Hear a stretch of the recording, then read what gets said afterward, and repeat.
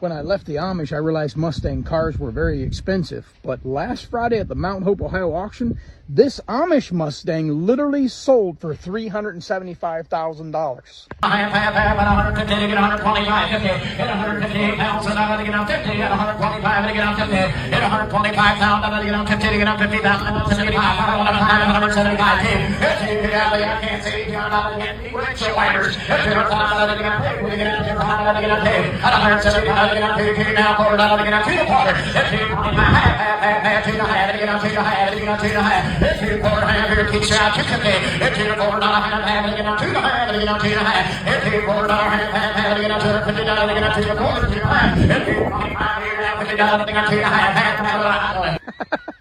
The only difference is the Amish Mustang might be able to hit 20-25 miles per hour. But the English Worldly Mustang, well, they might be able to hit about 100.